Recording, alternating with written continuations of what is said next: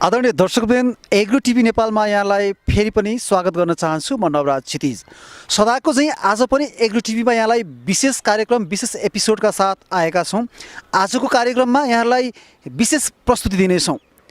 पछिल्लो समयमा युवाहरू कामको खोजीमा या कमाउनको लागि विदेश जाने यात्रा निरन्तर जारी छ। त्यसो त अस्ट्रेलिया, अमेरिका लगायत युरोपियन मुलुकमा गएर टन्न कमाउने र आफ्नो परिवारलाई खुसी राख्नेको सङ्ख्या पनि कमी छैन।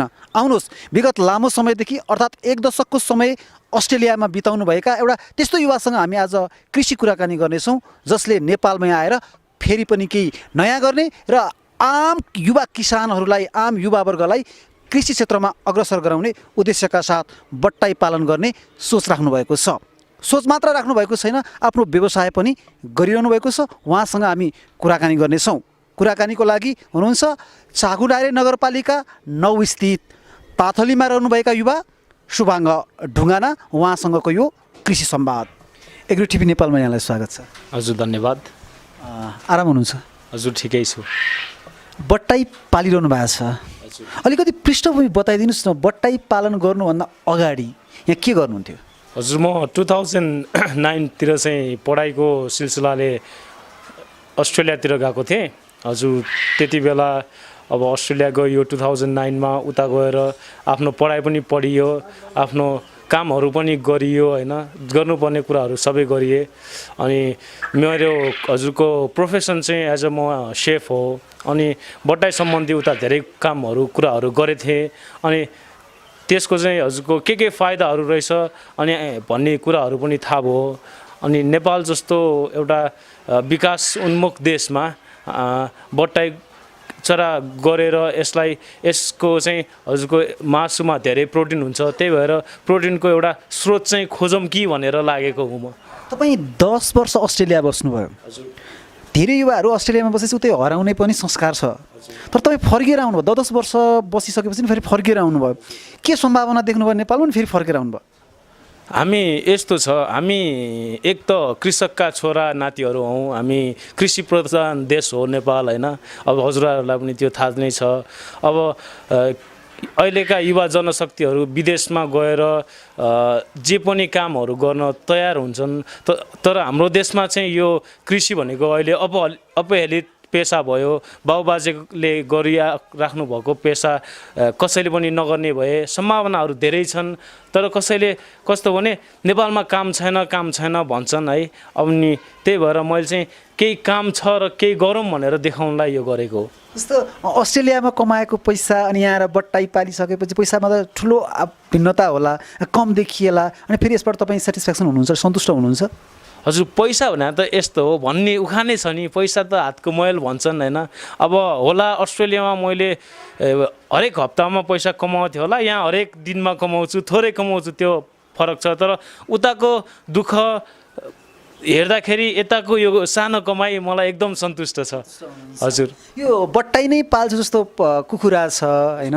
अब पछिल्लो चरणमा कालिज पाल्नेहरूको सङ्ख्या पनि बढ्दैछ, बाख्रा पाल्नेको सङ्ख्या पनि बढ्दैछ। तर तपाईँ यो जङ्गली चराको रूपमा देखिएको बट्टाई पालनतिरै आकर्षित हुनुको कारण चाहिँ के हो, बताइदिनुहोस् न। यो यस्तो छ, मैले हजुरलाई अघि पनि भने, मेरो प्रोफेसन सेफ हो, होइन। हजुरको बट्टाईमा चाहिँ मैले काम गर्दाखेरि के थाहा पाएँ भने हजुरको एक त यसमा धेरै प्रोटिन रहेछ, होइन। अनि हजुरको यसको मासु चाहिँ धेरै रोगहरूको लागि पनि मासु र अन्डाहरू युज गर्नु मिल्ने रहेछ। अनि त्यही भएर अनि मैले अलिअलि आफ्नो रिसर्च पनि गरेँ, होइन। अनि त्यसपछि अब हाम्रो देशमा खासै भन्ने हो भने यो अन्डा मासु, माछा मासु उपलब्ध हुँदैन। अनि विशेष त हजुरको माछामा एक चिज पाइन्छ, ओमेगा 3 भन्ने, त्यो हाम्रो नेपालमा हामी नेपाललाई अलिकति पाइँदैन। र बट्टाईको मासुमा चाहिँ त्यो छ। मैले चाहिँ अब नेपालमा माछा मासुहरू सबै कम छ, प्रोटिन खान नपाएर हामी पनि दुब्ला पातला छौँ नि, अलिकति हुर्केका छैनौँ, दिमाग राम्रोसँग चल्दैन। अनि अब आउने जेनेरेसनलाई चाहिँ उनीहरूलाई एउटा उदाहरणीय काम पनि गरौँ र एउटा प्रोटिनको सोर्स पनि खोजेरौँ। ल, यो चाहिँ छ है प्रोटिनको सोर्स नेपालमा भन्ने हिसाबले मैले यो काम गर्न थालेको। व्यवसायसँगै आम जनतालाई चाहिँ कृषिको उत्पादनबाट यो फाइदा हुन्छ भनेर भन्नको लागि पनि, चेतना दिनको लागि पनि यो व्यवसायतिर तपाईँ उन्मुख हुनुभएको छ। सुरुमा यहाँले कति पाल्नुभयो बट्टाई, अनि अहिले कतिवटा छ? हजुर मैले फर्स्टमा चाहिँ 500वटा लिएर आएको थिएँ। अब त्यसमा अलिअलि अब त्यो त मर्छन् होइन, स्वाभाविकै कुरा हो नजानेको कामहरू। अहिले चाहिँ हजुरको मेरो इनरमा 1000वटा छ। दिनमा मेरो 300 जति अन्डा निस्किरहेछ। हजुरको अब यो एउटाले पनि फेरि पार्न सुरु गरेछ, अलि बढ्ला। भनेपछि सबैले एकैचोटि अन्डा दिन थाल्यो भने त अहिले 1000वटै अन्डाबाट पनि 800-900 अन्डा चाहिँ हुन्छ। हजुर हजुर हजुर। के छ बजारीकरण चाहिँ के गरी गर्नु भएको छ? 300 अन्डा भनेको पनि थोरै अन्डा होइन होइन। 300 अन्डा बिकाउनको पनि भर्खर अब हामी सुरुवात गर्दैको चरणमा त गाह्रो पर्ला होइन। समय चाहिँ कति भयो यहाँले सुरुवात गर्नुभएको? यस्तो छ, मैले सुरुवात गरेको हजुरको 6 महिना भयो। मैले फर्स्ट सुरु गरेका बेलामा चाहिँ मलाई हजुरको बजार अलिकति गाह्रै भयो। दौडधुप गरेँ एक्लै, ठाउँ थाहा भएन, एक्लै मोटरसाइकल लिएर यता घुमेँ उता गएँ, यता लिनुहोस् भने। तर अहिले चाहिँ बिस्तारै मार्केट स्थिति छ हजुरको। अब बजारमा त्यही 10 रुपियाँमा बेचिरहेको छु अन्डा, गइरहेछन् हजुर। एउटा माग के छ? माग पुर्याउन सकिएको छ? पुर्याउन सकेको छैन माग बढ्दैछ हजुर। के अब थप्नुहुन्छ बट्टाई अझ धेरै पनि बनाउनुहुन्छ कि के छ? हजुर मेरो अरू पनि थप्ने सोच छ।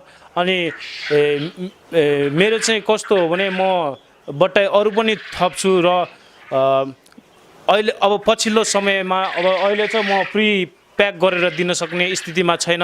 भोलिका दिनहरूमा चाहिँ म यसलाई चाहिँ इन्टरनेसनल मार्केटसम्म लाने स्ट्यान्डर्ड एउटा क्रिएट गरेर यसलाई नै गर्ने जमर्को गरिरहेको छु। अहिले अन्डा मात्रै बेच्नु भएको छ अहिले चाहिँ, पछि मासु पनि बेच्नुहुन्छ, अन्डा पनि बेच्नुहुन्छ होइन। अनि के छ चल्ला उत्पादन गर्ने सोच बनाउनु भएको छ कि छैन? अहिलेलाई चाहिँ मेरो यस्तो छ, अन्डा गइरहेछ। अनि यो जुन भएका अलिअलि पनि यहाँ साथीभाइ अङ्कल आन्टीहरूले खाना लगिराख्नु भएको छ मासु होइन। मलाई पुगेको छैन मासुको लागि। र अहिले हालसालै चाहिँ मैले हजुरको बच्चा उत्पादन गरिसकेको छैन। तर मेरो भविष्यका दिनहरूमा म बच्चा पनि निकालेर अब अरू म जस्तो कृषक दाजुभाइ केही गर्न, दिदीबहिनी केही गर्न सोचमा हुनुहुन्छ भने मैले जानेका सिकेका कुरा सिकाउँछु र मैले चल्ला पनि दिन्छु। मार्केटमा अन्डाको मात्रै माग छ कि चल्लाहरू अर्थात् मासु भनौँ न, विशेष गरी मासुको पनि माग के देख्नु भएको छ?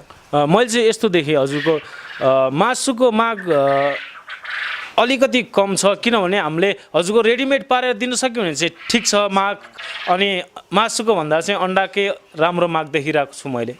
यस्तो खास के पाइँदो रहेछ यो बट्टाईमा?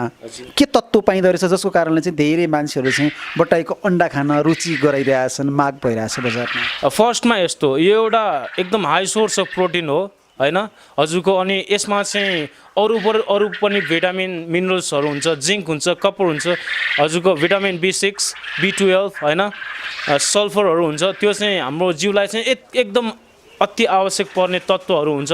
त्यही भएर यो चाहिँ एकदम हजुरको औषधि पनि यसलाई केही खुवाएको छैन। हाम्रो शरीरमा एकदम फाइदा हुन्छ जस्तो लाग्छ मलाई। जस्तो कुखुरा धेरै रोग लागेर मर्यो भन्ने आम कृषकको गुनासो छ होइन। गाई बाख्रामा पनि विभिन्न प्रकारका रोग लाग्ने, दाना अत्याधिक दिनुपर्ने, जसको कारणले चाहिँ पाल्न एकदमै कठिन भयो, अप्ठ्यारो भयो, गाह्रो भयो, मार्केट भेटिएन, रोग लाग्यो भन्ने गुनासो छ। बट्टाईमा चाहिँ त्यस्तो रोग लाग्ने सम्भावनाहरू के कति देख्नु भएको छ यहाँले? यस्तो छ सर, बट्टाईमा हजुरको रोग लाग्दैन। रोग चाहिँ कस्तो हुँदो रहेछ भने कुखुराहरूलाई हजुरको रोग किन लाग्छ भने कुखुरालाई भ्याक्सिनहरू खुवाइन्छ, दुनियाँ औषधि खुवाइन्छ, त्यसैले रोग निकाल्छ। यिनीहरूलाई चाहिँ हजुरको केही पनि खुवाइँदैन, यिनीहरूमा रोग एउटा पनि आउँदैन, रोग लाग्दैन।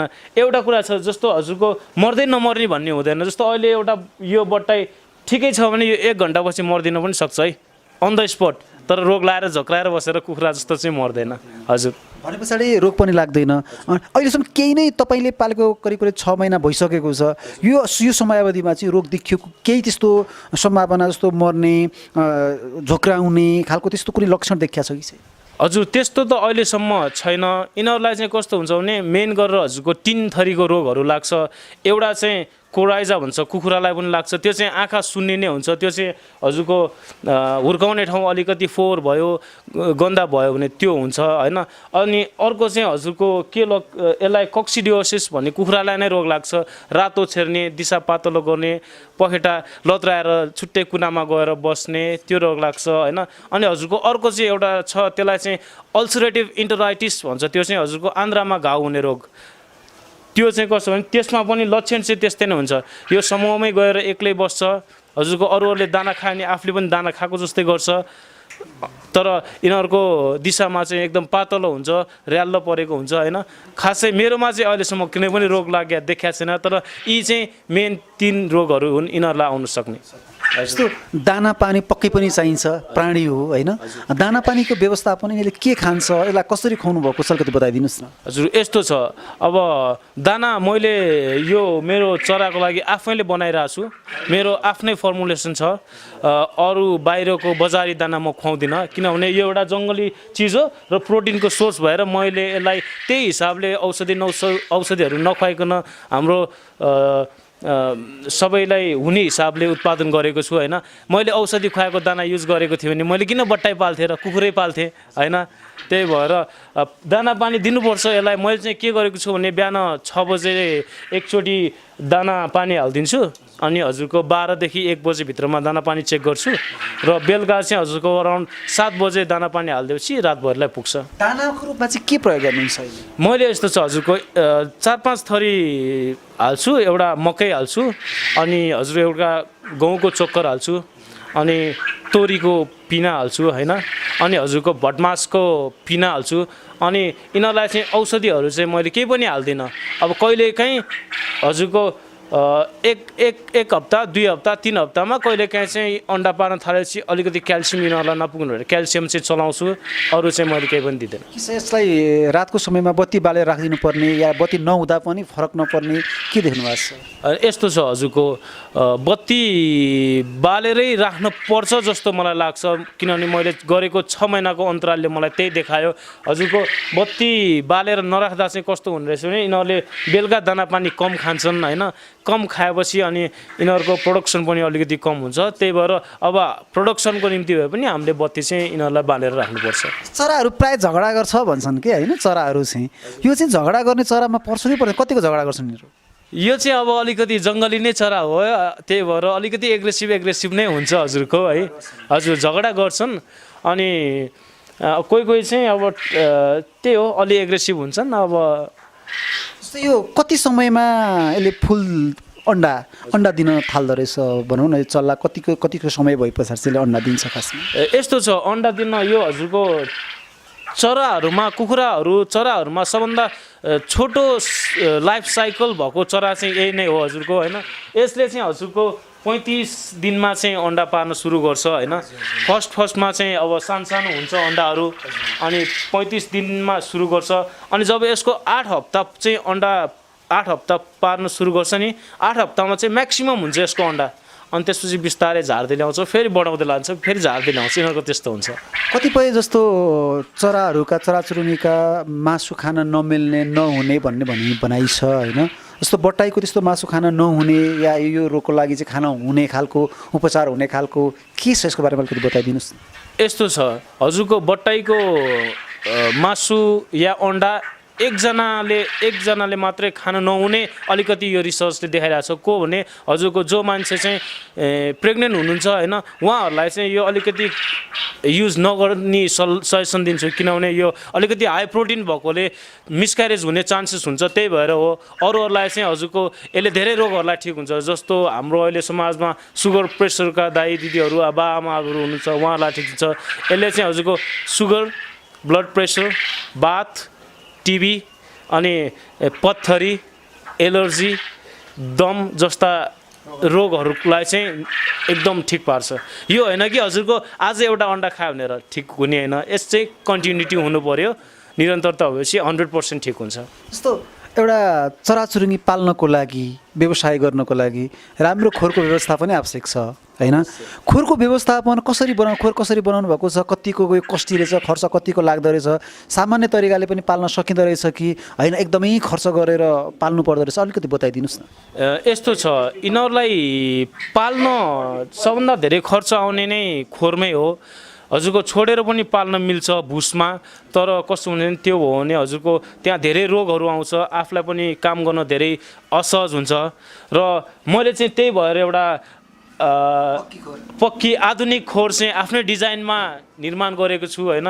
यसमा चाहिँ हजुरको दाना पानी पनि बाहिरैबाट खुवाइन्छ अनि यसमा चाहिँ हजुरको अन्डा देखिराख्नु भएको छ हजुरले, अन्डा पनि यसमा बाहिरै गुडेर आउँछ र यसको सुली पनि यस्तो तानेपछि निकाल्नु मिल्छ होइन हजुरको। त्यो भएपछि चाहिँ आफूलाई काम गर्नु पनि सहज भयो। अनि खोर त अब हामी मान्छेहरूलाई पनि एउटा जस्ताको टहरो बनाएर बस्यौँ भने धेरै जाडो हुन्छ, पक्की घर बनाएर बस्यौँ भने अलिक सुविस्ता हुन्छ नि, त्यस्तै नै हो। म अगाडि फर्किन चाहेँ।